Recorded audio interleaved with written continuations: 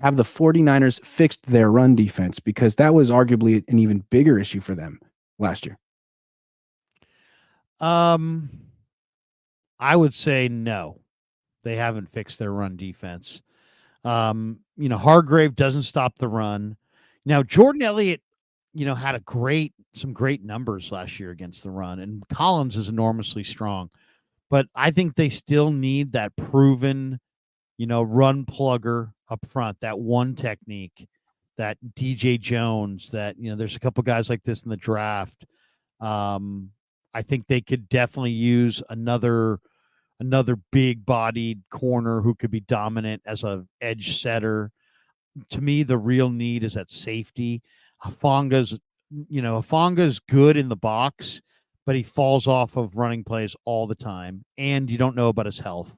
Their backups are nothing. I mean, George Odom is a great special teamer, but Eric Harris, terrific story, but he's a street free agent. Taylor Hawkins is a practice squad guy. Afonga's coming off an ACL. Jair Brown is good, but a little reckless. They need a couple of outstanding run defender DBs, like the kid Melton out of Rutgers at corner, and Malik Mustafa out of Wake Forest. Who both those guys they've looked at heavily before the draft.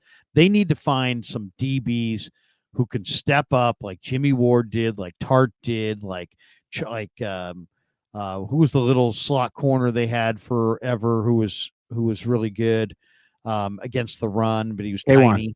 K1. They Mosley, K1, Ward, Tart. They lost 4 really good run defenders in their secondary. They need to get a couple more really good run defenders in their secondary. They've been getting away on the fact that Warner and Greenlaw are just bad hombres. They can't just put it all on those two guys. They got to get a little bit better against the run up front and in the secondary. Yeah, I mean, it seems like Yetur Gross-Matos and Jordan Elliott should both help the run defense when they're on the field, but I don't know how much they're going to play. Are they going to have roles on the team? Are they going to get like a series here and there? Don't know. And then if the starters are Malik Collins and Leonard Floyd, how good are they going to be against the run? That looks almost like a nickel front. So I have questions with that. And then I feel like the Niners have had issues at linebacker since Azeez left. Last year, I've never felt like Oren Burks was a linebacker. He seems like a special teams player. And then Dre Greenlaw was hurt all year. It looked like he was limping around the field, and then he finally got hurt, and now he's gone, at least for a while. I think they could Devondre Campbell, I mean, he wasn't their first choice. He really hasn't been good in a while. Maybe he'll be good this year. But if not, they got an issue at linebacker. Flanagan Fowles, he's been on the team. He's been on the team for 5 years. That's another guy who looks like a special teams player. Yeah, they need one more. I mean, they had 3 wreckers, right? They had Greenlaw, Warner, and Azeez. Oh. They need to have one more. Now they have one. They need to find one more guy like that. I love Cedric Gray from North Carolina, but there's a bunch of guys in this draft at linebacker that can really run and hit. But they got to find a linebacker. What about D. Winters and Jalen Graham? Is there any hope there? I love both those guys. I mean, Jalen Graham, I think, is going to be really, really good. Winters, not as much, but Winters, I think, is really good on the running sideline to sideline. But I think Graham's got the potential to actually step into the hole and make some plays. So I like those guys. You also have Curtis Robinson as your special teamer. They signed Ezekiel Turner as a special teamer. They have Demetrius Flanagan Fowles, but he's a special teamer. They need a from scrimmage real linebacker. They need a interior defensive tackle who's really a plugger inside that takes up a lot of room. And then they could use, as I said, a couple of DBs, maybe one really good run player on the corner, but they need that big safety hitter that they've missed Jimmy Ward. They missed the guy who's going to step up at 195 and just bring absolute heat as a run defender. So it's interesting, Grant. They went from depth to Hargrave, and a lot of those guys that they ushered out the door were all good against the run. So now you look at them and you say, well, they're not as good against the run. What do they do? Well, they need to kind of replenish that. All the 4 or 5 guys they marched out of the room with quality run defenders on all 3 levels of their D. If they do that, they'll be better.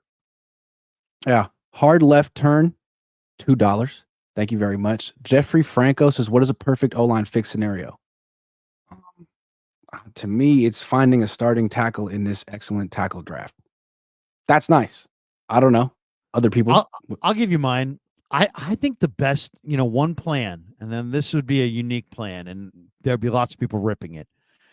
But the West Virginia center is named Zach Frazier. He's just a ridiculous destroyer, right? Maybe you go for a guy. Maybe you trade back. He's projected to go around 50. Maybe you trade back 10 spots and you take that guy at 40. And then, so now you've got this dominating 300-pound center who's far better than Brendel. And then guard wise, there's some big time guards in this draft. I mean, Mahogany from Boston College, Cooper Beebe from K State, Mason McCormick, I really like a lot from South Dakota State. And maybe in that third round, you can get like a McCormick and Greenfield. They both played on the right side of the line together at South Dakota State. If you walked away from this draft and you had Zach Frazier, Mason McCormick, Garrett Greenfield, none of those are household names. None of those guys are big time guys. To me, you would be dramatically better because you would have a dominant center and a right side of the line that could grow together and potentially be really, really a strength. Okay. Gizmo Maltese says, "We forgot the lesson when all 3 quarterbacks went down." No, we didn't forget. It's just Josh Dobbs. Chase Young to the Saints. Good luck, New Orleans. Jewish guy says he killed it at first. He can step in and win, and he doesn't threaten Brock. He did kill it at first. He did a good job.